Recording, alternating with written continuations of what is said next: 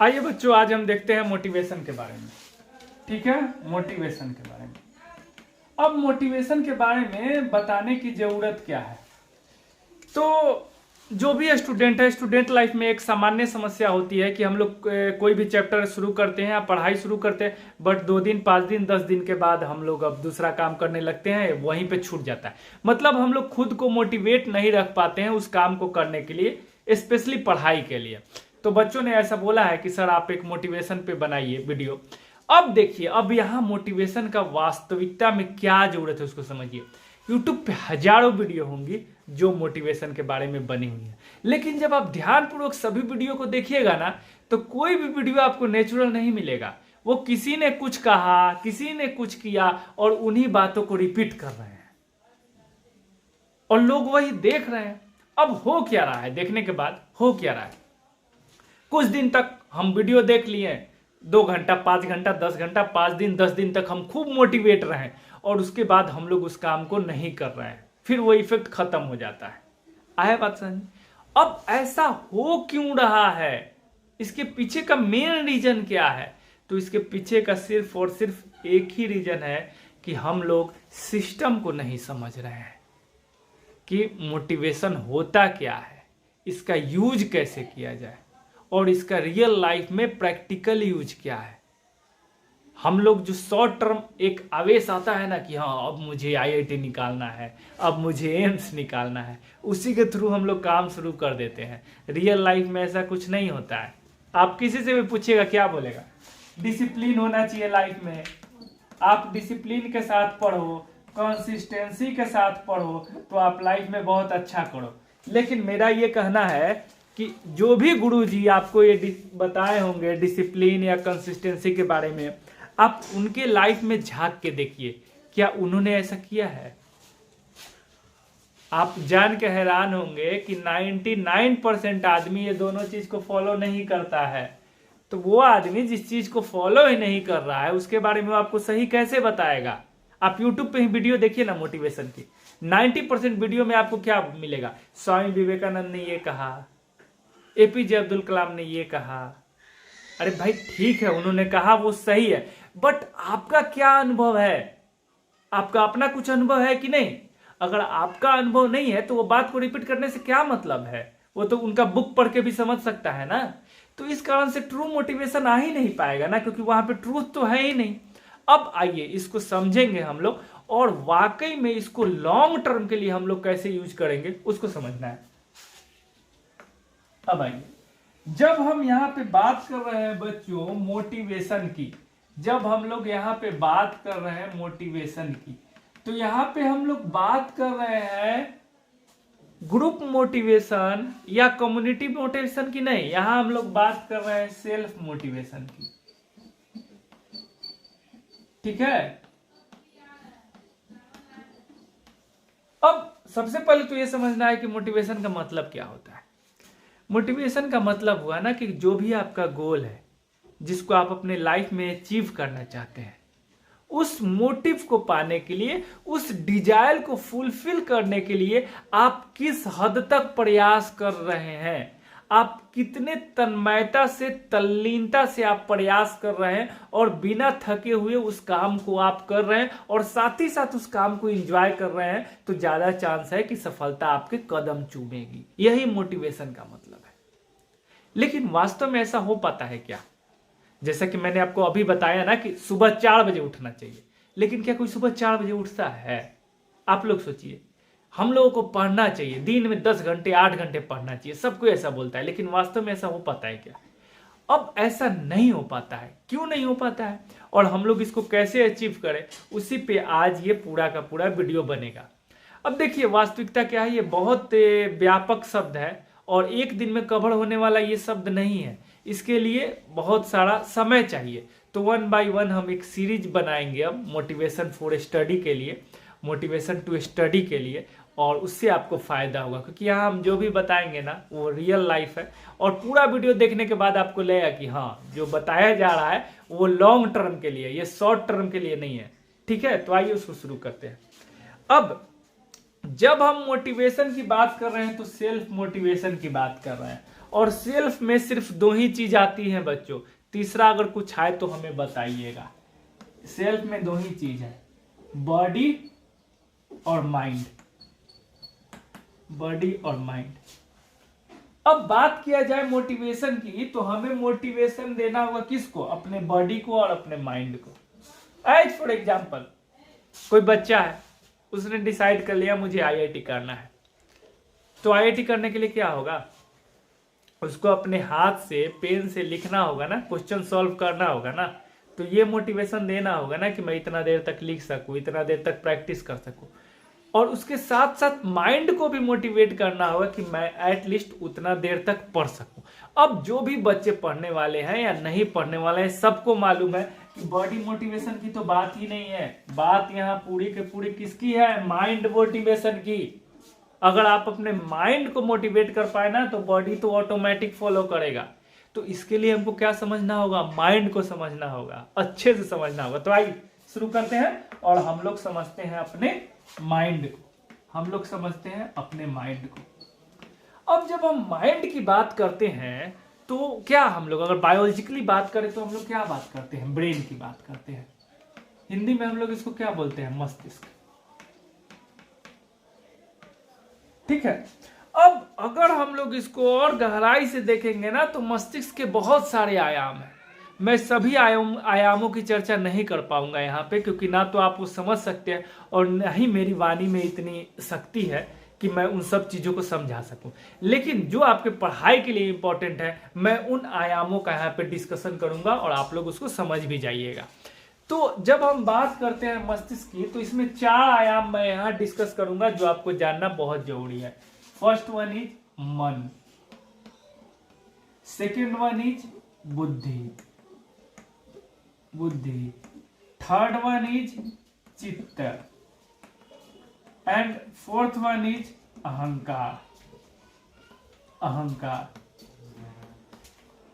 अब जब इन 4 आयामों की मैं बात करूंगा, तो इन 4 आयामों के प्रयोग से ही हम लोग अपने जीवन की दशा और दिशा दोनों का निर्धारण करते हैं, जाने और जाने में।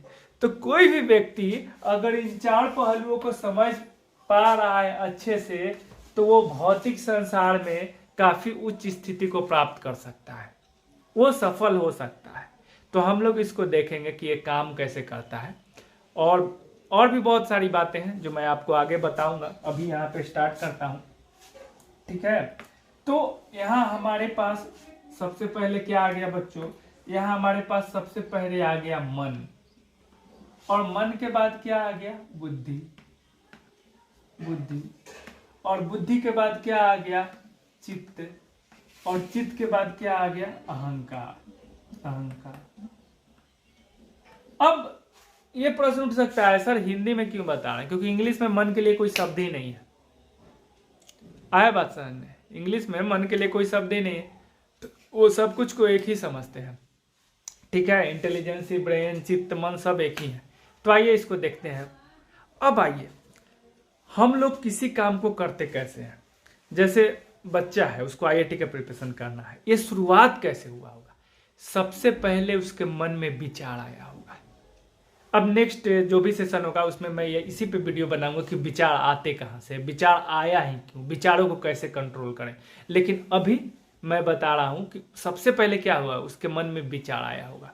उसके मन में विचार आया होगा क्या, उसके मन में विचार आया होगा कि मुझे सिगरेट पीना है, मुझे स्मोक करना है। सर अभी तो आप कह रहे थे आईआईटी निकालना है, अब स्मोकिंग पे आ गए। सब एक दूसरे से जुड़ा हुआ है। जो व्यक्ति सफल होगा वो हर चीज में सफल होगा, और जो असफल होगा वो हर चीज में असफल होगा। जो सफल व्यक्ति होगा ना, वो उतने अच्छे से ही अपना ड्यूटी करेगा, और उतने ही अच्छे तरह से वो घर में आके जो काम है वो काम करेगा, छोटे छोटे काम को भी वो उसी तरह, क्योंकि वो हर चीज में तो एक ही प्रक्रिया का ना प्रयोग कर रहा है। तो आइए इसको समझते हैं। कोई 2 बच्चे हैं, एज फॉर एग्जाम्पल 2 बच्चे हैं, या फिर मान के चलो 3 बच्चे हैं, ज्यादा अच्छा हो जाएगा। तीनों के मन में विचार आया क्या, तीनों के मन में विचार आ गया कि मुझे सिगरेट पीना है, मुझे स्मोक करना है। तीनों के मन में विचार आया कि मुझे स्मोक करना है। अब उनके आसपास की परिस्थितियां ऐसी बनी कि 80 बार ऐसी परिस्थितियां बनी जो स्मोकिंग के लिए फेवरेबल थी। बट फर्स्ट बच्चे ने क्या किया, 80 टाइम्स डिसाइड किया कि I will have no smoke, मतलब मुझे स्मोकिंग नहीं करना है। सेकंड वाले बच्चे ने क्या किया, 40 टाइम्स यस बोल दिया और 40 टाइम्स स्मोकिंग को नो बोल दिया। थर्ड वाले ने क्या किया, फर्स्ट टाइम से ही शुरू किया और 80 टाइम्स स्मोक किया। अब वास्तव में ये तीनों बच्चे क्या किए वो समझते हैं। आइए, तीनों बच्चे के मन में विचार आया, सेम विचार आया, बट तीनों बच्चों का डिसीजन अलग अलग हुआ। क्यों डिसीजन अलग अलग हुआ? क्योंकि तीनों बच्चों ने अपने बुद्धि को अलग अलग तरीके से प्रयोग किया। पहले बच्चे ने अपने बुद्धि का प्रयोग किया और डिसीजन लिया कि स्मोकिंग अच्छा नहीं है, और हर बार वही डिसीजन लिया, 80 टाइम्स वही डिसीजन लिया। सेकेंड बच्चा क्या किया, 40 टाइम्स लिया, 40 टाइम्स नहीं लिया। थर्ड बच्चा क्या किया, 80 टाइम्स डिसीजन लिया कि मुझे स्मोकिंग करना है। वास्तव में अब क्या हुआ, पहला बच्चा अभी भी लाइफ में स्मोक नहीं किया है, उसको मालूम ही नहीं है कि स्मोकिंग क्या होता है। दूसरा बच्चा को मालूम है स्मोकिंग क्या होता है, लेकिन अभी भी वो कंफ्यूज है स्मोकिंग करे या ना करे। लेकिन तीसरा वाला वो पूरी तरह स्मोकर बन चुका है। इन फ्यूचर क्या होगा, इन फ्यूचर होगा पहला बच्चा लाइफ में कभी स्मोक ना करे, इसका चांस ज्यादा है। दूसरा बच्चा तो स्मोक कर रहा है, तो इन फ्यूचर या तो वो छोड़ सकता है या एडिक्ट हो जाएगा, लेकिन तीसरा बच्चा पक्का एडिक्ट होगा। अब वास्तव में ये पूरा प्रक्रिया हुआ कैसे, तीनों बच्चों ने अपने बुद्धि से डिसीजन लिया और एक मैसेज भेजा। किसको मैसेज भेजा, अपने चित्त को, जिसको इंग्लिश में कॉन्साइंस बोलते हैं, इस कॉन्साइंस को मैसेज भेजा। पहला बच्चा ने क्या मैसेज भेजा, 80 टाइम एक ही मैसेज भेजा, तो उसका मैसेज स्ट्रांग होगा। सेकेंड बच्चा कंफ्यूज कर दिया, 40 time yes 40 time no. Third बच्चा क्या हुआ, थर्ड बच्चा भी 80 टाइम एक ही मैसेज किया, यानी फर्स्ट और थर्ड दोनों का विल पावर स्ट्रांग होगा। यानी फर्स्ट का चांस है कि वो लाइफ में कभी स्मोकिंग ना करे, थर्ड का चांस है कि वो बहुत बड़ा स्मोकर बन जाए, वो एडिक्ट हो जाए। समझ में आ रहा है बात? अब इतना मैं क्यों बता रहा हूं, क्योंकि अब नेक्स्ट टाइम बुद्धि आएगा या नहीं बीच में, बुद्धि अब बाईपास हो जाएगा बच्चों। अब फर्स्ट जब पार्टी में जाएगा ना किसी में, वैसा चांस बनेगा ना स्मोकिंग का, वो सीधे ना बोल देगा या पार्टी छोड़ के चला जाएगा। सेकेंड अभी भी कंफ्यूज रहेगा, वो तो छोड़ दो, वो तो मिडिल मैन बात है, वो तो सब मतलब 90% आदमी सेकेंड वाले केस में ही है, उनका कुछ नहीं होगा, उनको छोड़ दो। थर्ड वाला भी अब डिसीजन नहीं लेगा, उसका भी बुद्धि आएगा नहीं। सिगरेट पियोगे, हाँ दो, सिगरेट पी लेगा, खत्म। अब चीजें काम कैसे की उसको आप समझिए। ये फर्स्ट वाला बच्चा डिसिप्लिन्ड हो गया ऑटोमेटिक, उस काम को नहीं करने के लिए। सेकंड वाले बच्चे में अभी किसी तरह का कोई डिसिप्लिन पैदा ही नहीं हुआ, और थर्ड वाला भी डिसिप्लिन्ड हो गया उस काम को करने के लिए। यानी फर्स्ट और थर्ड का विल पावर काफी स्ट्रांग हो जाएगा, चाहे वो पढ़ाई का हो या फिर सिगरेट का हो। एडिक्शन ही होता है, और वैसा कोई भी काम जिसके ऊपर आपका कंट्रोल नहीं हो वो एडिक्शन की श्रेणी में ही आएगा। आया बात समझ? अब फ्यूचर क्या होगा वो समझिए। ये बच्चा, अब हम स्मोकिंग से आ जाते हैं आईआईटी पे, ठीक है। 3 बच्चे, वही आईआईटी वाला कंसेप्ट। एक बच्चा नहीं, बुद्धि से हमेशा डिसीजन लिया कि मुझे पढ़ना है, हमेशा डिसीजन लिया कि मुझे पढ़ना है और पढ़ाई किया। दूसरा कंफ्यूज रहा, तीसरा तो छोड़ ही दिया। तो तीसरा का तो कभी आईआईटी निकलने वाला नहीं है। पहला का आईआईटी निकलेगा, वो भी अच्छे रैंक से निकलेगा। दूसरा का निकल भी सकता है, नहीं भी निकल सकता। अब क्या होगा, अब जो आईआईटीएन बन गया पहला और दूसरा, उनके साथ क्या होगा, अब उनका ईगो डेवलप होगा, अहंकार। उसको फील होगा आई एम एन आईआईटीएन। और जैसे ही ईगो डेवलप होगा ना, ईगो बुद्धि को खा जाता है, वहां से फिर वो डाउनवर्ड आना शुरू होगा।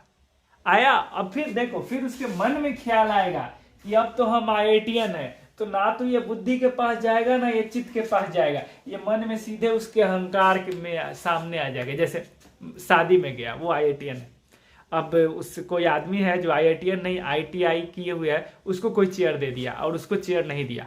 अब उसके मन में सीधे आ जाएगा कि अरे मैं IITian हूँ, मुझे चेयर मिलना चाहिए था, नहीं दिया। अब वहाँ पे बुद्धि आएगा ही नहीं कि जाने दो, परिवेश अलग है, माहौल अलग है, यहाँ कोई जानता ही नहीं है, इतना वो सोचेगा ही नहीं। अब यही चित्त पे कोई भी चीज बार बार होता है ना, तो उससे अहंकार संपोषित होता है। आ रहा है बात है आपको समझ में बच्चों? तो इस तरह हम लोग अपने लाइफ में डिसिप्लिन और कंसिस्टेंसी पैदा कर सकते हैं। अब इनका इनर फॉर्म क्या है, इनको अंदर से कैसे जगाया जाए और हम लोग लाइफ में किसी चीज को करने के लिए हमेशा कैसे मोटिवेट रहें, इसका मैं पूरा नेक्स्ट सेशन में वीडियो बना दूंगा कि बहुत आसानी से हम लोग मोटिवेशन कैसे प्राप्त कर सकते हैं। और कुछ लाइफ हैक्स भी मैं बताऊंगा जो वाकई में काम करेंगी और बहुत ही आसान है। होप कि आज की वीडियो से आपको कुछ सीखने को मिला होगा, मन, बुद्धि, चित्त और अहंकार का कैसे उपयोग किया जाएगा। और अब आपके मन में भी कोई ख्याल आए ना, जैसे एक सिंपल सा ख्याल आए कि मुझे लड़की पसंद है, इसको प्रपोज करना है। अब नेक्स्ट डिसीजन आप उसके घर के तरफ जा रहे हैं या फिर वहां से अपने को रोक रहे हैं, इससे आने वाला टाइम में आपका पूरा का पूरा लाइफ चेंज हो सकता है।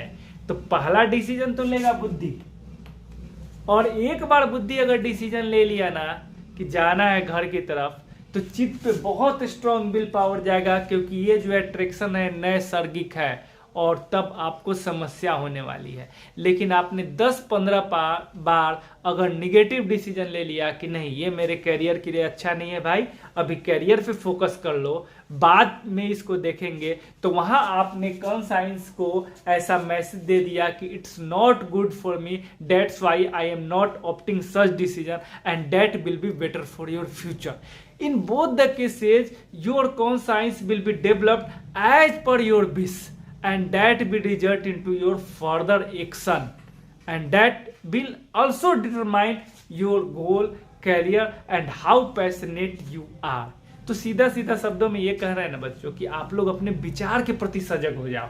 कोई भी विचार आए ना, उसको तराक से नहीं, उसको सीधे नहीं, उसको ये कर लो कि मतलब जैसे अभी मन में क्या आया कि चलो अभी घूमने चलते हैं, हम बाहर पार्क में घूमने चलते हैं। सोचो, थोड़ा समय दो, किसी चीज का हड़बड़ी नहीं है कि अभी पार्क क्यों जाए, उसके बदले हम पढ़े क्यों नहीं, और वहां डिसीजन लो। इससे जानते हो बच्चों जो सबसे बड़ा फायदा क्या होगा, इससे सबसे बड़ा फायदा होगा ना, आपका विल पावर इतना स्ट्रांग हो जाएगा ना कि फिर आपके लिए कंसिस्टेंसी और डिसिप्लिन ये सब मजाक लगेगा सब, आप इनसे बहुत ऊपर उठ जाओगे। Rome was not built in a day. तो विल पावर भी एक बार भी नहीं होगा, आपको स्ट्रगल करना होगा।